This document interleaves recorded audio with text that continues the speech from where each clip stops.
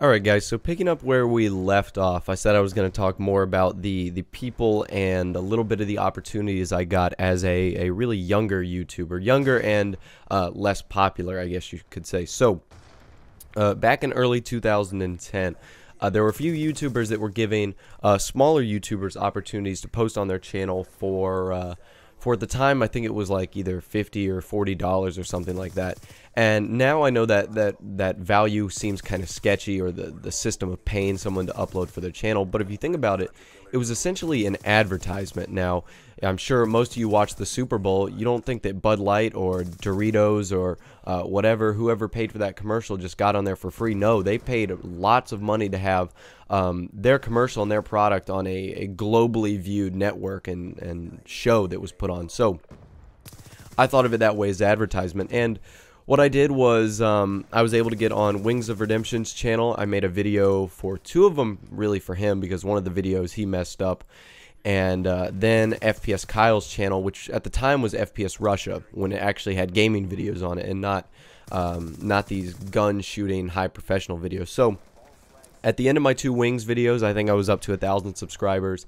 And then at the end of my FPS Kyle, FPS Russia video, I was up to around 3,000 subscribers. And at the time, that was huge for me. That gave me such a confidence boost. And looking back at it now, I might have done things differently, but at the time, I felt like it was right, and I felt like the benefit was pretty nice. And because of that, I felt like I started meeting a lot of people, whether that be through YouTube or through the game. And right now, it's tough to list people off in a certain time frame, so I'm just gonna. There was YouTube people that I've met at this time, and then there was guys that I gamed with who don't really have a connection with me through YouTube, but were really awesome to game with. That kind of took me under their wing because I was kind of the younger guy. So I met this one guy. His name's the Salty Slug. Real old subscribers will know who the Salty Slug is. And from there, he introduced me to essentially the entire team of Ill Fated today, which was once formerly Murder, obviously the Murder montage, which is like Gumby Wrath, Smoke Roars, Stone, Legend Larry, all those guys who I played with. I consider some of those guys my best friends. And then there was the YouTube guys that I started meeting because I had the 4-digit subscriber count, which at the time was 3,000, which in Modern Warfare 2 was huge. I met guys like Billy, Blue Eye Life, then Pacific Tomb, Captain Obvious. Really, I think I'm playing with him right now. A bunch of guys like that. And forgive me if I can't remember everyone. I'm trying to right now, but it's tough to remember off the top of your head. Let's see, Nero, of course, obviously, but I met him a little later on. And then Mr. Alchemy was probably the last guy I met, which was old subscribers will know who he is. And so anyways, those were a few of the people I met, and really I just developed my channel throughout the summer of Modern Warfare 2, really based on those shoutouts that I was given. And my goal still was to become a Machinima respawn director.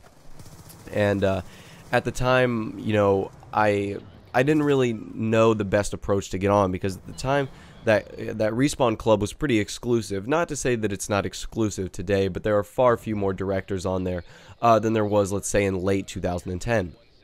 And so I've always been a big sports guy. I love college football, played high school, a little bit of college tennis, and also baseball and basketball. And those were some of my other passions that I loved playing. And those were video games I love playing as well. So you know, I contacted the Machinima sports guys and I said, hey, you know, what are the chances of me getting on here and, you know, posting some videos for you guys? I'm a pretty avid sports fan, as well as the first-person shooters genre. So, you know, I asked the sports guys. I was able to become a Machinima sports director. And from there, that's when Minecraft started taking off. And I got into Minecraft. I wanted to do some Minecraft videos, so the sports guy sent me over to Machinima Realm, which at the time was Machinima's newest channel. And I asked the Machinima Realm guys, hey, what would the idea of me doing maybe some Call of Duty stuff? And they sent me over to Anthony or Shore Wars, who are some of the greatest guys I've met at Machinima. Anthony, Shore Wars, Scott, just to name a few, James. These are all Machinima guys, so I apologize if you don't know who they are right off the top of your head, but they're really important to me, and they really help my channel grow. And so I contacted them and I became a Machinima Respawn director. And that was before the time that YouTube channels were getting partnered. It was about a month or so before YouTube channels were getting partnered. So being a Machinima Respawn director was an elite club, because that is the only place that YouTubers were able to monetize their views, which is on the Machinima network, which I thought at the time was awesome. And I was freaking out. I had like 6,000 subscribers. And it was one of the greatest things ever.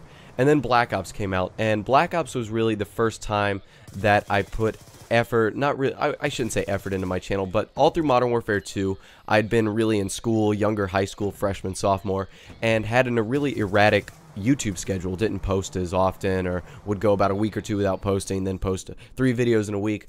But when Black Ops came around and when I got my Machinima Respawn directorship, you know, I made a really concise effort to do things the right way, having a consistent uploading schedule, and I really think that is where my channel took the turn for the better. And I love this kill cam, by the way. But like I said, guys, we're going to have to pick this up in part 3, where I'm really going to talk about my 2011, 2012, and 2013 experience on YouTube. Like I said, thanks for watching, guys. I really appreciate it. Like, subscribe, do all that awesome things. See you later, and have a nice day.